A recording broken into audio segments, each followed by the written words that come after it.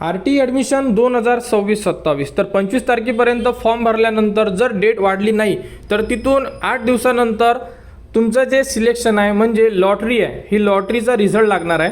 आणि लॉटरीचा रिझल्ट लागल्यानंतर पालकवर्गांना काय करावं लागेल, कारण की संपूर्ण पालकवर्गांनी फॉर्म भरलेले आहे, एडिट करायची होती, एडिटसुद्धा केलेली आहे. परंतु जर लॉटरी लागली तर लॉटरीनंतरची जर प्रोसेस तुम्हाला आता थोडीफार जरी माहीत असेल तर तुम्हाला लॉटरी लागल्यानंतर अडचण जाणार नाही. आणि आपण लास्ट व्हिडिओमध्ये असं बोललो होतो, त्यामध्ये भरपूर साऱ्या कमेंट्स आलेल्या आहे. पालकवर्गांना आपण विचारलं होतं की तुम्हाला लॉटरीनंतरची प्रोसेस पाहिजे आहे का, तर भरपूर पालकवर्गांनी कमेंट्स केलेले आहे की हो पाहिजे आहे. तर या व्हिडिओमध्ये आपण लॉटरी लागल्यानंतरची प्रोसेस बघणार आहे.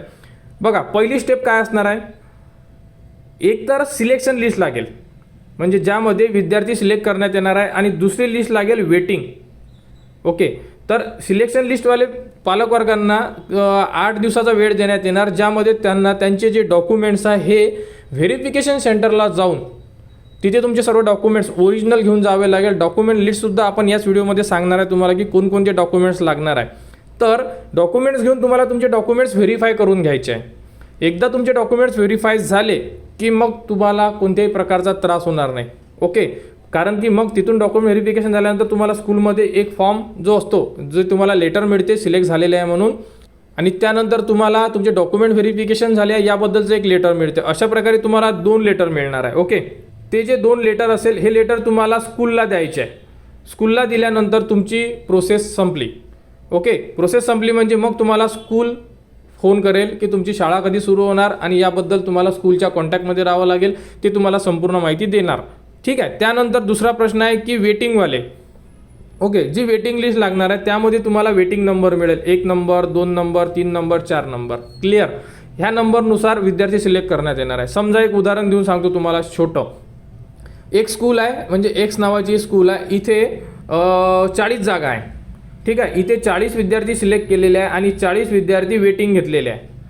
समजा या 40मधून जर 20 विद्यार्थी सिलेक्ट झाले, म्हणजे 20 विद्यार्थ्यांनी ॲडमिशन घेतली आणि 20 विद्यार्थ्यांचा प्रवेश हा रद्द झाला, कोणतेही कारण राहू शकते, डॉक्युमेंट्स असेल, फॉर्ममध्ये चुका असेल, ॲड्रेस चुकीचा असेल, XYZ कोणताही प्रॉब्लेम असेल, म्हणजे इथे किती जागा शिल्लक राहिल्या, 20 जागा. तर मग ह्या 40 वेटिंगमधल्या 20 विद्यार्थी परत सिलेक्ट करण्यात येणार. ठीक आहे, मग ह्या 20मधून जर अजून काही 10 शिल्लक राहिल्या, 10 जणांनाच प्रवेश दिला, मग यानंतर जो सिलेक्ट नंबर होता म्हणजे 21 तर 30पर्यंत परत विद्यार्थी बोलावण्यात येणार. अशा प्रकारे ही वेटिंग लिस्ट क्लिअर होत जाते. क्लिअर. अशा प्रकारे तुमची ही प्रोसेस चालणार आहे व्हेरिफिकेशनसाठी. ओके, त्यानंतर व्हेरिफिकेशनला तुम्हाला सोबत काय घेऊन जायचं बघा. सर्वात प्रथम जर तुम्हाला लॉग इन करून घ्यावं लागेल. लॉग इनमधून तुम्हाला एक अलॉटमेंट लेटर मिळेल. अलॉटमेंट लेटरचा अर्थ काय होतो की तुम्हाला कोणती शाळा मिळालेली आहे हे तुम्हाला त्या लेटरवर माहिती पडते. व्हेरिफिकेशन सेंटर कोणतं मिळालेलं आहे तुम्हाला, म्हणजे तुम्हाला जे डॉक्युमेंट्स आहे हे व्हेरिफिकेशन करायला कुठे जायचं आहे त्यांचा ॲड्रेससुद्धा त्याच लेटरवर तुम्हाला मिळणार. तर हे लेटर तुम्ही लॉग इनमधून काढू शकता, पण आता नाही, लॉटरी लागल्यानंतर. ठीक आहे, तर हे लेटर तुम्हाला आपण वेळेवर जशी लॉटरी लागली त्याच दिवशी तुम्हाला डाउनलोड कसं करायचं याबद्दलची माहिती देऊन देणार. त्यानंतर तुम्हाला इथून एक हमीपत्र डाउनलोड करावं लागते. बघा, इथे सेल्फ डिक्लेरेशन दिलेलं आहे, हे हमीपत्र आहे. इथून तुम्ही हमीपत्र डायरेक्टली डाउनलोड करू शकता अशा प्रकारे. आणि हे तुम्हाला जिथून तुम्ही सायबर कॅफे असेल तिथून सुद्धा काढू शकता. आणि यामध्ये काय भरायचं हे सुद्धा आपण वेळेवर सांगू, फक्त एक आपण माहिती घेतोय की तुम्हाला करायचं काय आहे हे. अशा प्रकारे हमीपत्रामध्ये काहीच नाही, तुमचं नाव वगैरे, तुमचा अप्लिकेशन नंबर, इथे पालकांची सिग्नेचर, मोबाईल नंबर वगैरे तुम्हाला लिहून घ्यायचा आहे. क्लिअर. अशा प्रकारे तुम्हाला फक्त साईडवरून हमीपत्र आणि अलॉटमेंट लेटर घ्यायचं आहे.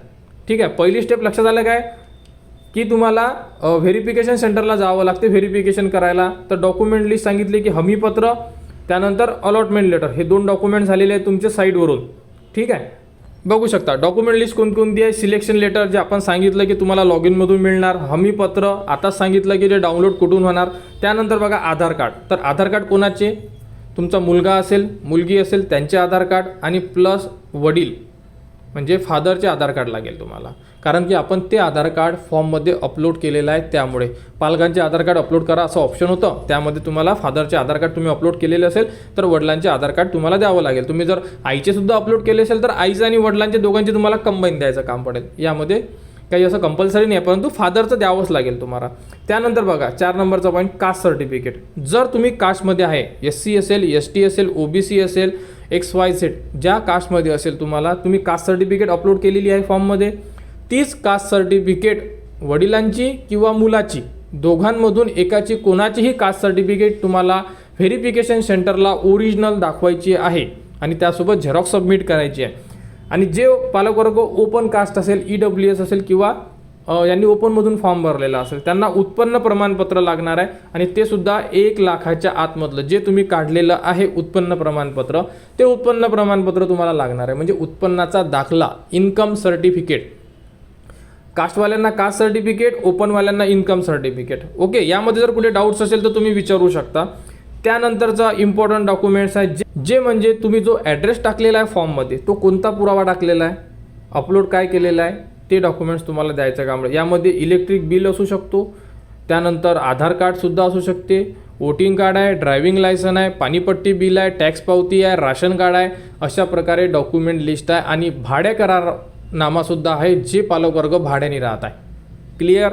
हा असणार तुमचा पत्ता पुरावा. म्हणजे जो ॲड्रेस तुम्ही फॉर्ममध्ये टाकलेला आहे तेच ॲड्रेसचं प्रूफ तुम्हाला द्यावं लागेल.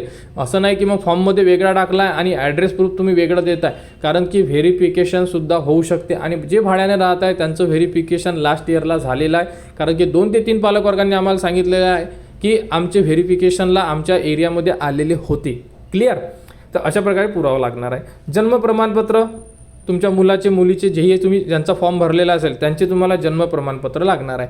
अशा प्रकारे तुम्हाला टोटल 6 डॉक्युमेंटची रिक्वायरमेंट राहणार आहे व्हेरिफिकेशन सेंटरसाठी.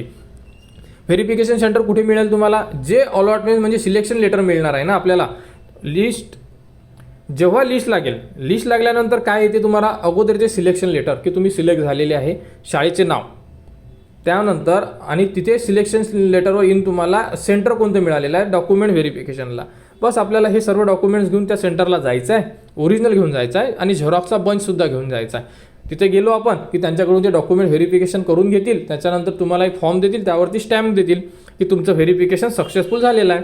आणि ते डॉक्युमेंट्स आहे, ते डॉक्युमेंट्सचा एक बंच तुम्हाला परत तुमच्या स्कूलमध्ये द्यायचं काम पडणार आहे. स्कूलमध्ये दिलं की स्कूलवाले तुमच्याकडून समजा मोबाईल नंबर वगैरे सर्व माहिती घेऊन घेणार आणि ज्या दिवशी ते स्कूल सुरू होणार त्याच दिवशी त्या प्रकारे तुम्हाला सर्व माहिती तुमच्या व्हॉट्सअपवर किंवा तुम्हाला फोन करून सांगतील की अशा प्रकारे समोरची प्रोसेस असेल, काही मुलाचे ड्रेस वगैरे हे जे काही प्रोसेस असेल, मग हे शाळा तुम्हाला सांगणार. मेन आहे आपली प्रोसेस म्हणजे डॉक्युमेंट व्हेरिफिकेशन, कारण की डॉक्युमेंट व्हेरिफिकेशन झालं, ते झाल्यानंतर तुमचा जो ॲडमिशन आहे ही कन्फर्म होते आणि कन्फर्म झाल्यानंतर RT थ्रू एकदा जर ॲडमिशन कन्फर्म झाली की मग तुम्हाला घाबरण्याचं कारण नाही आहे, कारण तुमच्या लेटरवर अलॉटेड म्हणजे तुम्ही सिलेक्ट झालेले आहे फायनल अशा प्रकारे लिहून येणार. तर अशा प्रकारे ही प्रोसेस चालणार आहे. तशी आपण वेळोवेळी अपडेट देऊ, जसे की लेटर आल्यानंतर लेटर डाउनलोड कसं करायचं, परत आपण जे काही असेल अपडेट त्या तुम्हाला देऊ. परंतु अशी प्रोसेस असेल आणि या प्रोसेसनी संपूर्ण पालकवर्गांना समोरची प्रोसेस करायची आहे. समजा आता जर 25 तारखेनंतर डेट वाढली नाही, कारण 25 तारीख लास्ट डेट आहे, ही जर डेट वाढली नाही तर तिथून 8 ते 10 दिवस म्हणजे आपण पकडू की एप्रिल महिन्याच्या 10 तारखेपर्यंत ची लिस्ट आहे लागायला पाहिजे. समजा ती लागल्यानंतर जी प्रोसेस पुढील प्रोसेस राहणार आहे समजा. आणि जर यामध्ये 25 तारखेमध्ये जर काही डेट एक्सटेंड केली, समजा अजून 7 दिवस दिले समजा, म्हणजे प्लस 31 तारखेपर्यंत जर डेट दिली तर मग अजून थोडं मागं पुढे होऊ शकते, परंतु प्रोसेस सेम असणार आहे. आणि यामध्ये जर कोणाला डाऊट्स असेल किंवा अदर कोणते काही क्वेश्चन असेल तर तुम्ही कमेंट्समध्ये सांगा, त्याबद्दलची माहिती तुम्हाला देण्यात येणार. आणि RT ॲडमिशनबद्दल आता ज्याही अपडेट येत आहेत त्यासुद्धा तुम्हाला आपल्या चॅनलवर देण्यात येणार. ज्यांचे फॉर्म भरायचे बाकी राहिलेले असेल, या व्हिडिओच्या डिस्क्रिप्शनमध्ये स्टेप बाय स्टेप व्हिडिओ दिलेला आहे, तो व्हिडिओ बघा, त्याप्रकारे आपला फॉर्म भरा. आणि RT ॲडमिशनच्या अपडेटसाठी आपल्या चॅनलच्या कनेक्टमध्ये राहा, चॅनलला सबस्क्राईब करा व हा व्हिडिओ इतरांपर्यंत शेअर करा.